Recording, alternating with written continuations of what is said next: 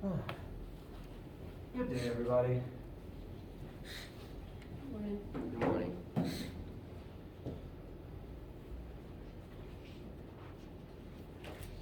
Just clear a few things. The board is a little less busy.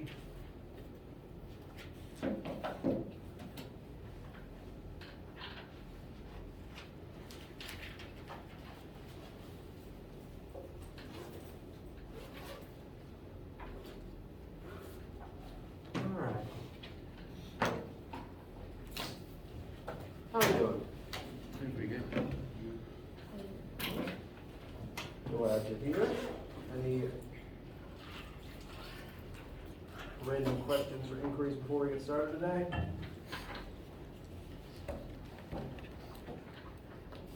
All right.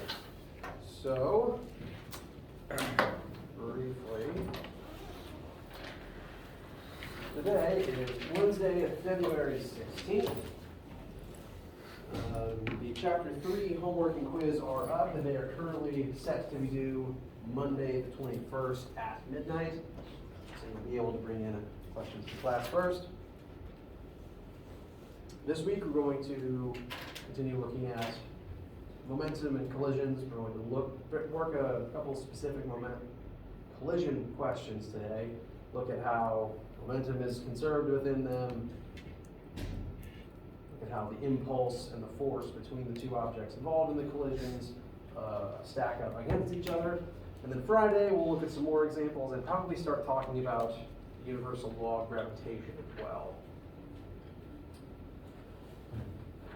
And next week will be Chapter 4, and then after that, we will enter Test 1 season. Yeah, that's pretty much it. Actually, I do have one quick random question. Not random. I have a question for you guys. Has anyone in the past couple of days, like the past 48 hours, had any issues with the Achieve website? I have. Yeah? During my quiz, it had like logged me out while I was doing it, and I had to start over. Yes. A few people have been reporting these kinds of errors. Not everyone, which is weird, but some. Did you have something? Yeah, same problem with me. Okay. So like 10% of my students are having like similar errors and everyone else isn't. It's weird. Thank you for telling me, because the more data I have, the better my report to Achieve will be. Because if something's wrong, they need to fix it. It's weird, and I apologize for the inconveniences. If this continues happening, let me know. I can extend assignments. I can try to make things work from my end of things. So to those that this has affected, sorry. I'm trying to figure out why it only happened to some people and why it happened at all. So keep letting me know if anything weird comes up. Any questions or inquiries before we get started looking at collisions today? All right. So last time, I believe we had begun talking about conservation of momentum and the two different types of collisions. Does this sound familiar? Alright, so quick review. Objects in motion have momentum, and when objects in motion collide, the momentum involved in that collision will be the total momentum involved across every single object in the situation will add up to the same total both before the collision itself and after the collision itself. Actually, if I could improve the slide for you, it's hard for me to do quickly. If I could improve it, I would make it say something more like this. Total momentum initial in the system of objects will equal the total momentum final in the system of both objects. Because if there's more than one object involved in the collision, each individual object's momentum is probably going to change, but the total amount will remain true, will remain constant, like how the total amount of energy involved will remain the same, even if you can't always see it because it's not kinetic Momentum does this because it has no other form it can occupy. Unlike energy that can become things like thermal energy and sound, momentum has no other form it can be. So it's pretty easy to actually try to measure the total momentum before and after a collision. And there are two different types of collisions, which we have gone ahead and briefly summarized. I do want to mention again quickly though, the causes of these two different types of collisions. Elastic collisions are caused by elastic objects that are able to deform and then return to their original shape. Springs are a good example of elastic objects. If I pull on it, I've changed its shape, I've deformed it. But if I let it alone, it of its own accord will go back to normal. That's what makes this elastic. And other elastic objects include most sports balls. Literally, they're designed to hit something, compress, and then go back to normal. If they suddenly stop compressing, then suddenly they're not very good balls anymore. Same with springs. If suddenly this doesn't return to its normal shape, it's not a good spring anymore.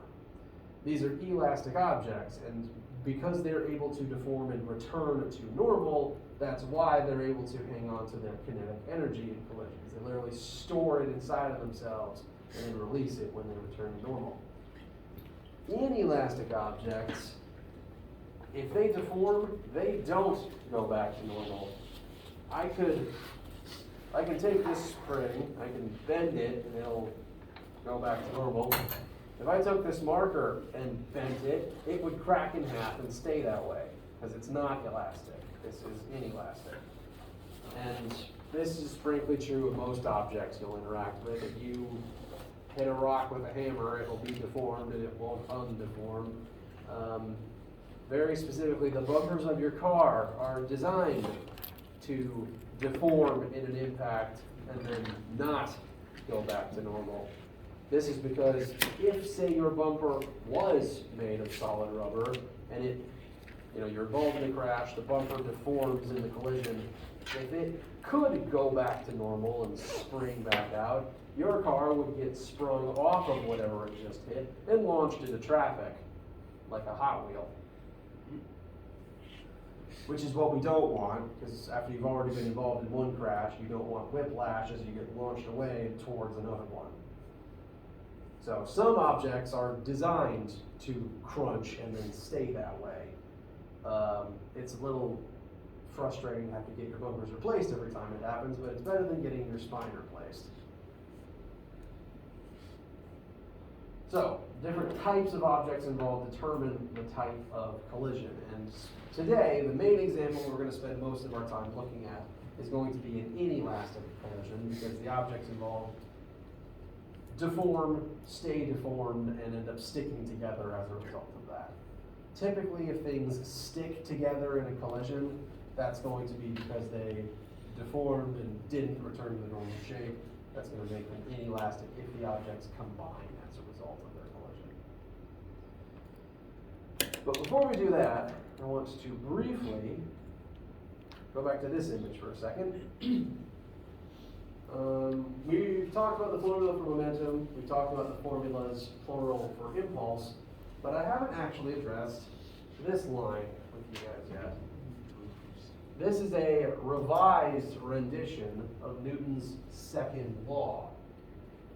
And we've been using Newton's second law for weeks, but the way that we've been writing it is force equals mass times acceleration, which is true. This is a true statement. This law does work. And this is definitely the most common way that it's currently written these days, at least in levels of science that we're doing right now. This isn't actually the way that Newton wrote it. Newton was not the first person to study these things. He's just the one that got famous from it. And in his original notes, when he was writing down the statements that would become Newton's laws of motion, this is the version he wrote down. Because the two things that he studied most, arguably, were force and momentum. Momentum was one of his big things. Force, we use the unit of newtons after him, and since his name is attached to that unit, It's not attached to anything else, but momentum is like the next thing that he's known for. So this is his actual second law of motion, the way that he originally wrote it. And this says the net force on an object will equal its change in momentum over the change in time, the time that that force is applied. When you apply a force to something, you accelerate it, you change its velocity, that means you change its momentum. And that change will occur for as long as the force is being applied. Every collision, every time you use force on something, that lasts a certain amount of time. And this formula is true and good. It actually ties into the definition of impulse. We can rearrange this to get the impulse formula down here. But this is still Newton's second law. I want to show how it ties back into the things we've been doing all along. If we start with force equals mass times acceleration, the version we've been using, acceleration is defined as the change in velocity over the change in time. So if we plug that in instead of A, now we have m times delta v over delta t. Well, m times delta v can be rewritten as change in momentum. It's all one big same formula, kind of like the multiple power formulas are all the same thing, just slightly different formatting. And so Newton's second law is actually very versatile, which is convenient because sometimes you know impulse and time, and sometimes you know mass and acceleration, and now you have different options to pick from. Questions about any of this information so far? All right. Let us now use this knowledge, along with the law of conservation of momentum, to look at and work completely, so you have that information in your notes, an example. This is specifically going to be an inelastic example, because generally they tend to end up being easier. We'd rather start with a simple one. So this is an inelastic collision in this situation. And we're going to throw shurikens and stuff.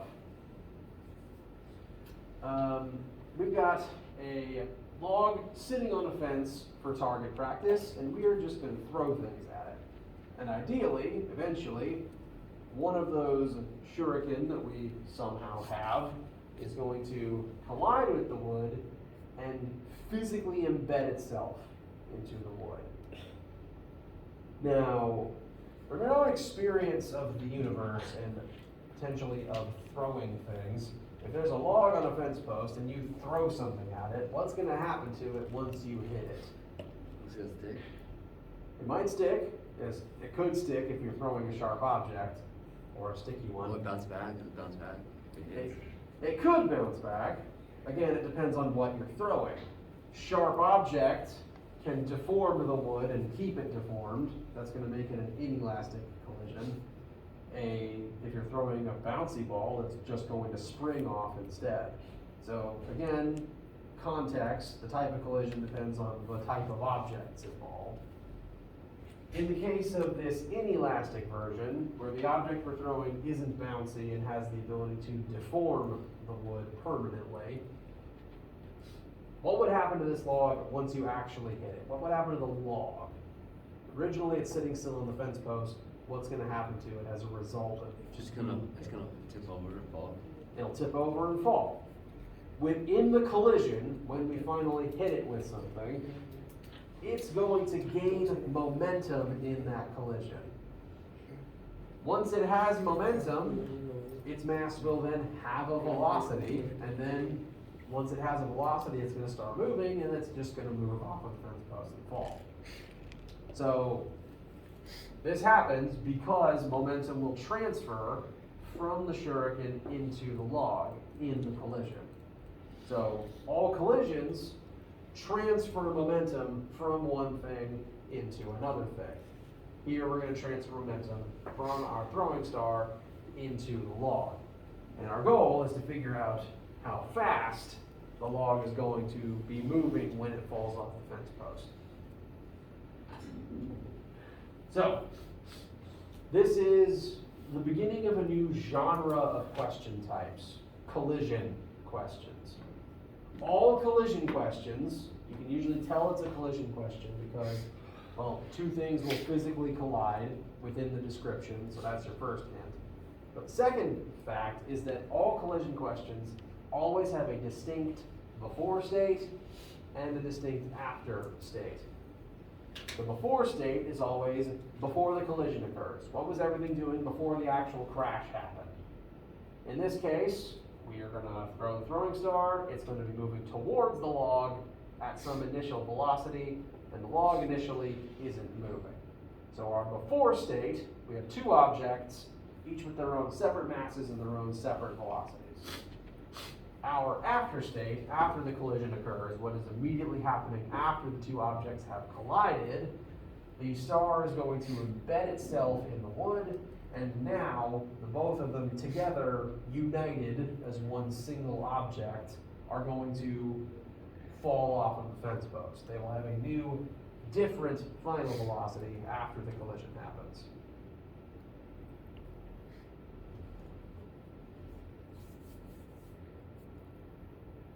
So, collision questions always have a distinct before versus after. And because they have a distinct before versus after, your best starting point when examining a collision question, a motion within a collision question, is going to be our law of conservation of momentum statement.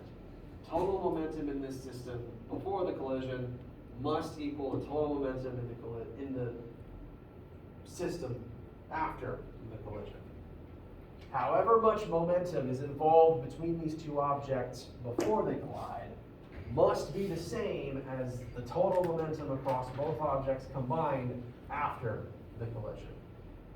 No momentum is being added partway through, no momentum is being taken away partway through, so the same total must be there from start to finish.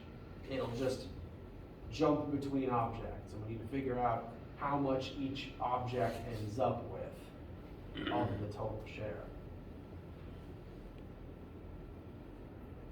So, we have our new collision question.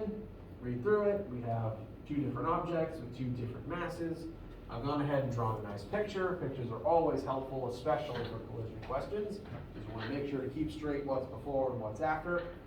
We want to list out our variables. We're told the mass of the two objects. I've got mass of the star is 100 grams. But we don't actually want to use grams in anything, so 100 grams is 0.1 kilograms. We also know the mass of the wood, that's 16 kilograms. That is much, much, much more massive, it's a lot heavier.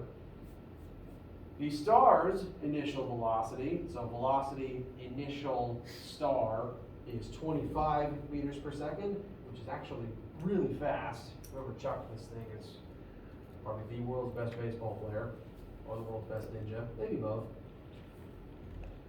And the wood's initial velocity, as reported in the question, is 0. It's sitting still on a fence post, doing nothing. And we've been tasked with finding the final velocity of both objects. These are all of our knowns and unknowns. Just have our picture, have the question, and we know what starting point we want.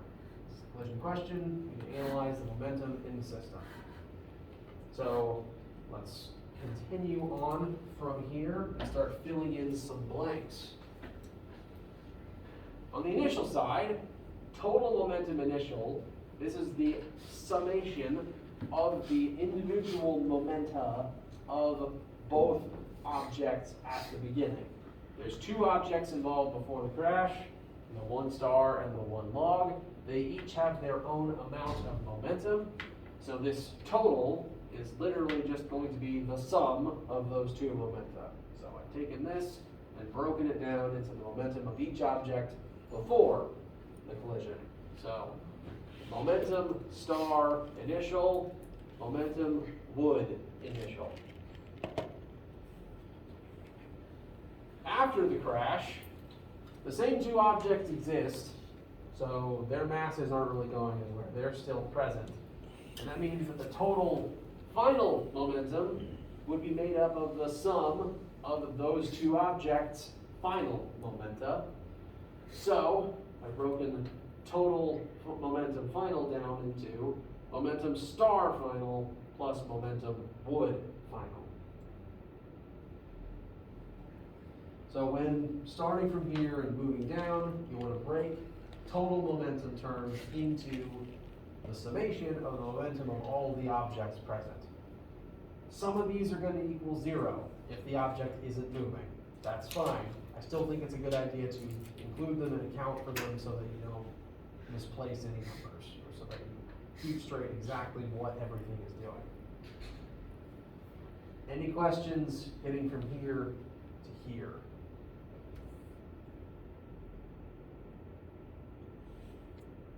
Okay. To continue moving on from here, we want to plug in the momentum formula for each of these individual objects.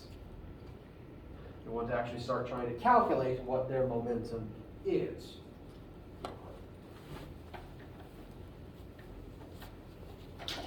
So, for the star's initial momentum, that's going to be made up of its mass times its initial velocity. We do know both of those numbers, so we can start plugging those in. Its mass is 0.1 kilograms, and its starting velocity is 25 meters per second. So we know both of those.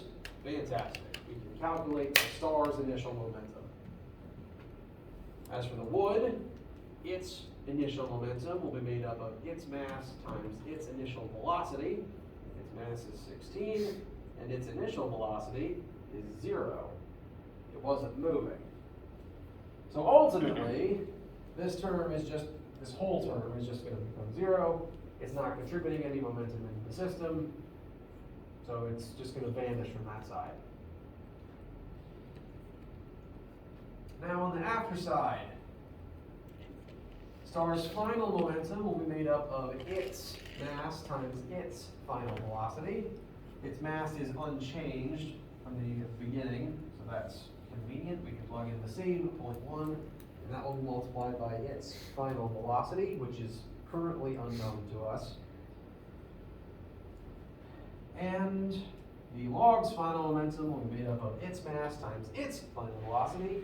Its mass is also unchanged, so we'll multiply 16 by VF again. So, we now have a new equation. Are we good and set to find VF? Yes, we are. There's not actually a trick to this. I like inelastic collisions where the two objects physically stick together, because when they're stuck together, they're going to only have one unified final velocity. If they're stuck, they have to travel together as one. There could potentially be a version of this where the star bounces off of the log, in which case they'll have two different final velocities, which would leave us with two different things to solve for. If it's two different variables, then we can't actually use this to find either of them yet. That has the potential to make life harder. But if they combine and they have the same final velocity, then it's not two different variables, it's the same variable twice. It's like having two x's in something. And since it's the same variable twice, we can use the distributive property to simplify this. So, how does that feel? Use what? Can you say we can combine it because it's like terms? Yep, With like the terms. We velocity, can combine with them the together. final velocity? Okay. Exactly, yes. Very good way of describing it. It's the same VF. It's the same variable. It would be like if both of them had an x attached. Combining like terms, using the distributive property, all excellent ways of describing what I'm recommending we do next. I'm going to try to simplify things by one line. 0.1 times 25 is going to give us 2.5. 16 times 0 is 0, so that one term will just go away. And then on the right side, we have 0.1 times VF plus 16 times VF. There's a couple different ways you can write this. I'm going to, again, I've been calling it using the distributive property. Pull the VFs out for both of them, which would add the two numbers together and multiply VF by their sum. Ultimately, that would amount to 16.1 times VF.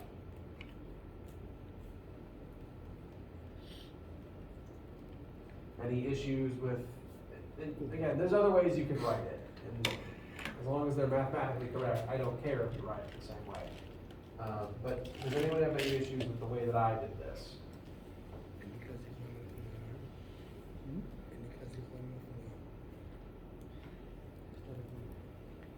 All right. VF is still our only unknown, so we're pretty good to solve for that. Ultimately, it's going to end up being 2.5 equals VF times 16.1. Therefore, VF should equal 2.5 divided by 16.1.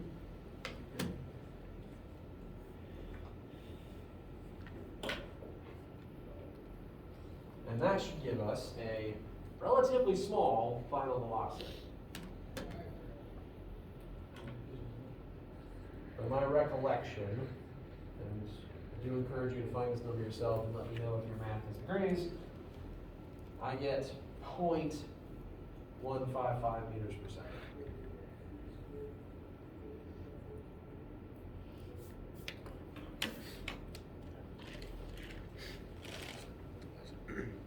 How do we feel? How'd you end up getting the fraction? Did you divide VF by each side, or? What I recommend, actually, let me write this.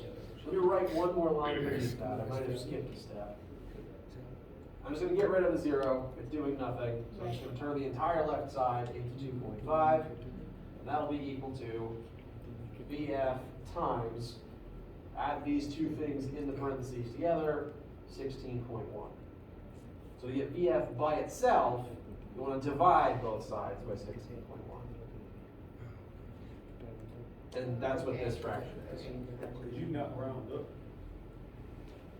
Come again? Could you not round up the final velocity? I mean, you could. You absolutely could. I like having at least 3 non-zero numbers when I write things down, but that's a personal preference. I find the more digits I keep, the more accurate my answer tends to be, and the less often a chief will yell at me. That's not a hard and fast rule because we haven't been keeping track of sig figs, but usually if there's 3 non-zero digits after the decimal point, my brain is satisfied. Any more than that, I start feeling like it's serious. So this entirely, the number of digits I kept entirely rests on my own psychosis.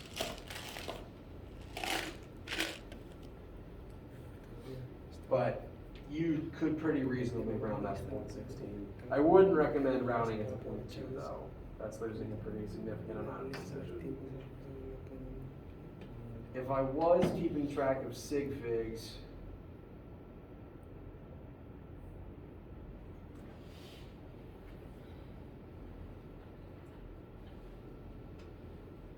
yeah, sig figs would probably tell me that this should be 0.16 because 0 is infinitely precise. You have 2, you have 2.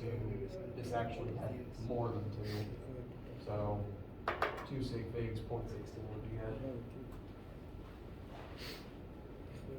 But how do we feel about that number? So that's just our answer, where we have, final velocity, and we just put in 0.155? Yep, that is the final velocity of both objects since they're stuck together now.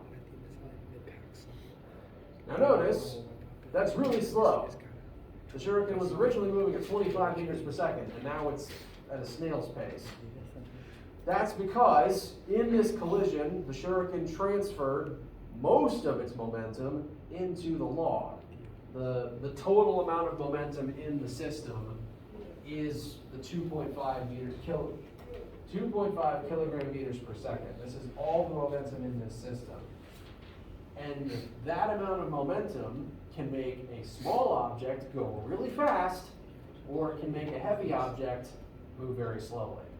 And the log, comparatively, is a very heavy object. So that momentum in this more massive object creates a much lower velocity as a result. Similarly, like, you could pitch a pebble a lot faster than you could pitch a boulder. You can give each object the same momentum, but the velocity they'll have with that momentum depends on its mass. Is that a question? Did you have a question, or did I end up answering? No, you end up answering it. I think it's also because of the weight, isn't it? The weight of the log. The mass, but yes, mass goes up, weight goes up, you're right. The heavier something is, the slower it will be with the same amount of momentum.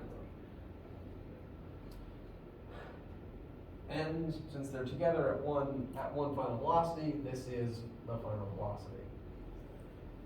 Now, I didn't actually include this next question in my notes, but I want us to actually take this a little bit further, and I want to calculate the impulse of each of these objects, so we can draw some conclusions about that. So look for J, or Correct. Impulse is J. It's also change in momentum. Most commonly, I'm going to recommend calculating that using mass times change in velocity. And that's what I'm going to use here specifically. So impulse J is mass times change in velocity.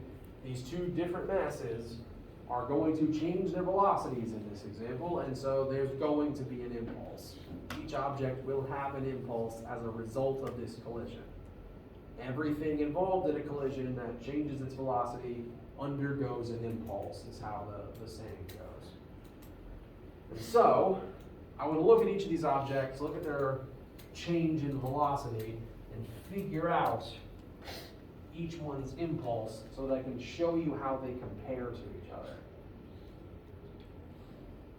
So, impulse of the star will be equal to the mass of the star times the change in velocity of the star. Star's mass is 0.1. Its velocity goes from 25 to 0.155, which is a pretty big drop. Its velocity dropped, so ultimately we should get a negative impulse. It lost momentum.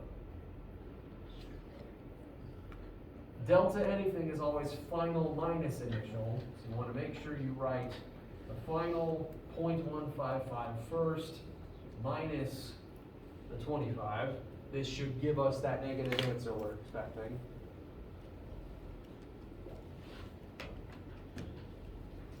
And then, for the wood, it's going to be the mass of the wood times the change in velocity of the wood. Wood's mass is 16. It has the same final velocity, so the 0.155 stays where it is, but the log has a different initial velocity of 0. So this won't give us a negative answer, and that makes sense because the log gained momentum. Its impulse should show that its momentum rose, and so our positive answer will reflect that.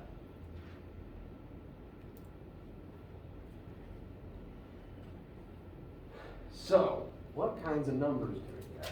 I got negative 2.48 for the star. Fantastic. Then I got positive 2.48 for the wood. Also fantastic. Curious, but fantastic. So the positives and negatives add up amount to what we expected. The shuriken lost momentum. In fact, it lost most of its momentum. It started with 2.5 and then it lost 2.48. So that's literally pretty much all of it gone. Shuriken lost most of its momentum and it wound up in the log instead. But notice, whatever the shuriken lost, the log gained the same amount. This proves the conservation of momentum. The momentum in question left the shuriken and entered the log in an equal amount. So whenever two objects are involved together in a collision, they will have equal and opposite impulses. Because whatever momentum one of them gains, the other must have lost.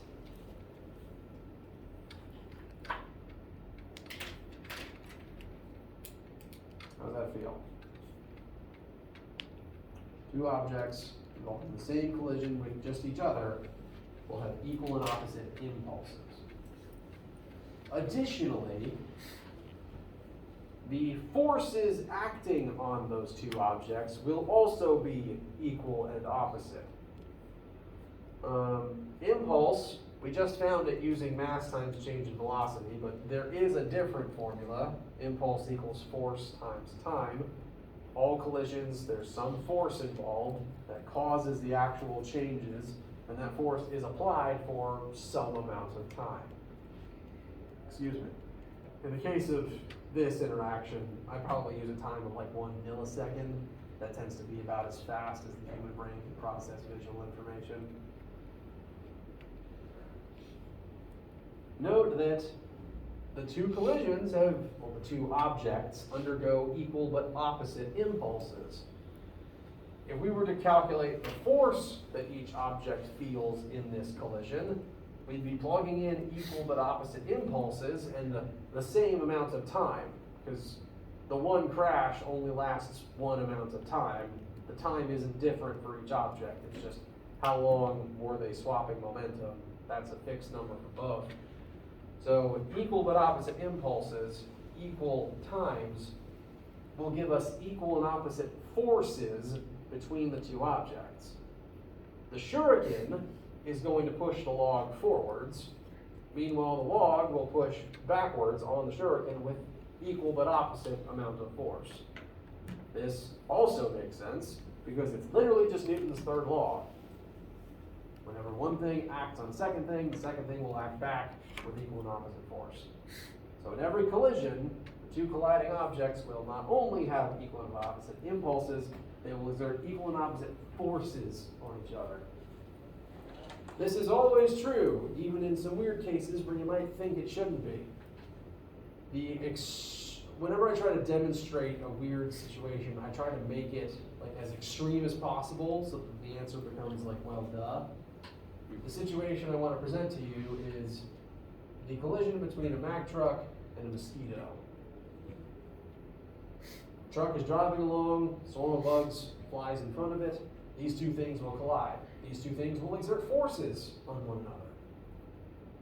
And it will actually be the same amount of force between those two objects. Now you'd think, well, obviously the truck must hit the mosquito harder, but it is still the same amount of force between the two objects.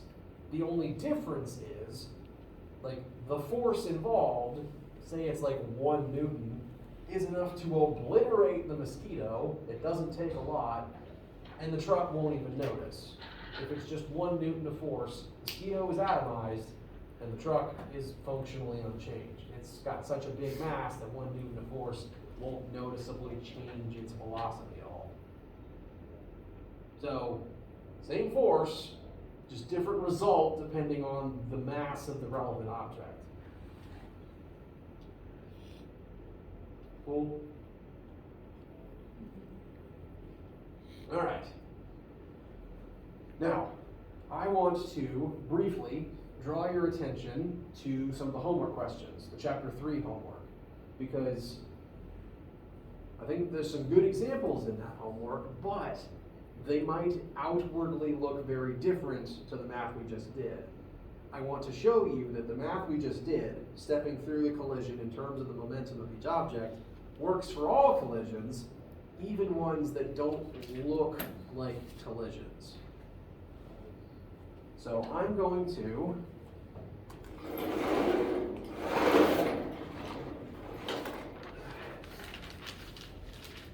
load up chapter 3, homework question 3. I encourage you to be working on the homework even before it's due, because then you have less to do when the 9th is due. This is question number 3 in the homework, and it's about 2 figure skaters. Now, these two skaters are going to begin stationary on the ice facing each other. They aren't moving, they're together, standing on the ice at rest. And one of them is going to push off from the other one. So there's going to be an exchange of force between the two. Now, from your own experience interacting with physics on planet Earth, if one pushes off from the other, what's the resulting motion of each skater going to be? One's gonna go back, right? Or Yes, so one will push this way. What will happen to the other one? They'll go the other way. That's technically a collision, which might be kind of weird because initially the two objects are stationary, which means there's no momentum at the start. Like the total momentum would be zero because they both don't have a velocity. And as they push off from each other, suddenly they now both have momentum. But note, momentum's a vector, it cares about direction. Their respective momenta are in opposite directions. One's positive, one's negative. Meaning that the total momentum in this system does still add up to zero, because one of the vectors is negative. So this is technically, if I was to give it the accurate physics label, this type of question is an explosion. It might not look like an explosion because there's no fireworks and Michael Bay wasn't hired to consult, but functionally, if you think of a bomb as a stationary object and suddenly all of its pieces fly off in different directions, that's what happens here. The two people are two different pieces that fly away in opposite directions. So explosions are a type of collision, which means we can still use the same collision math. And so if you're doing this question, and similarly, I think question 1 is very much similar, except instead of two skaters in space, it's an astronaut, instead of two skaters on ice, it's an astronaut in space who throws a wrench, and ultimately the same basic thing would happen. The astronaut exerts a force on the wrench flies this way. Wrench exerts a force on the astronaut, therefore the astronaut flies this way. Space kind of gets weird. will the velocity for George be negative since he's moving away? Correct. That's how to make the math here work. We have two different people, each with their own masses.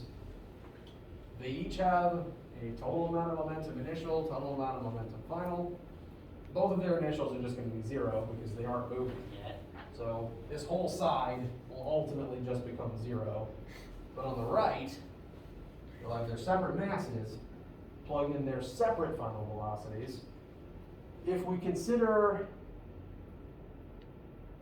just, for example, take the 6 meters per second as being positive. So Jeff is pushed 6 meters per second positive. We plug in that 6 meters per second as Jeff's final velocity.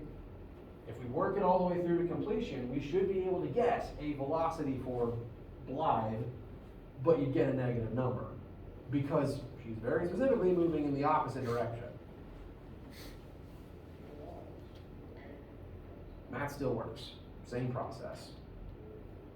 In fact, you can probably copy this down verbatim, except for the letters for like wood and stuff.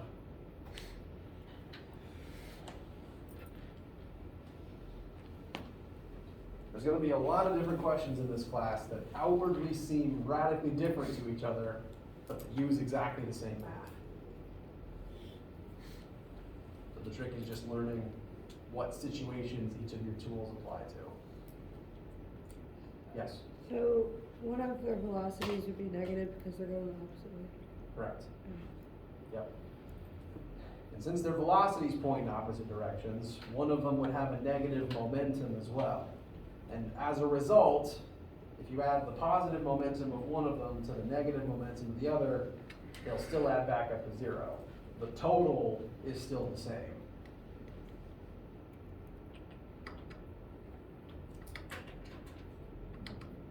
Questions, needs, concerns? So it's pretty much doing the same problem as that one. Pretty Yep. much. Just different numbers. One of them will come out negative. And actually, I'll show it just because I got a minute. The astronaut is very much the same way. You have an astronaut with a mass. She throws a wrench with a known mass. Actually, this one doesn't even ask for any numbers, so this is just concept based. Initially, they are stationary with no momentum each.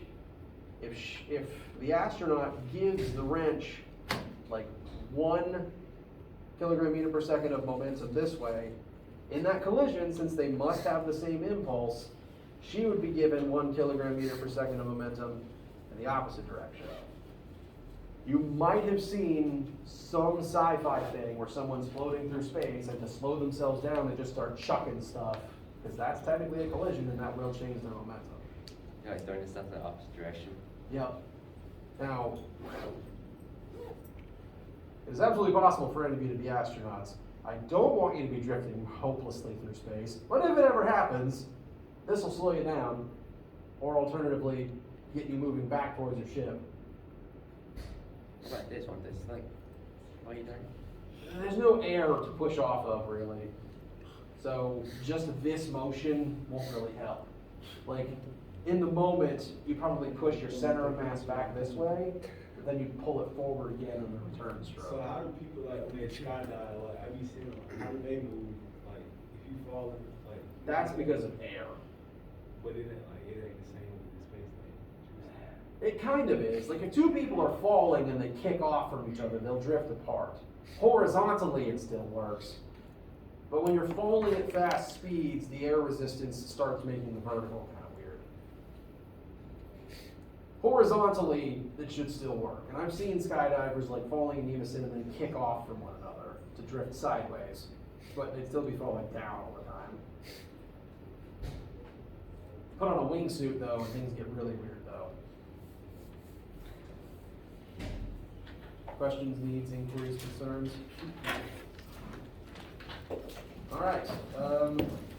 Go ahead and start said homework questions. The sooner you start, the easier it will be to finish. Let me know what questions you have. On Friday, we will look at a few more examples, namely at least one elastic one. I'll show you the differences between that and elastic. And we'll talk about universal law of gravitation, because that'll be handy next week. I'm rambling, don't let that stop me from leaving. Have a wonderful day.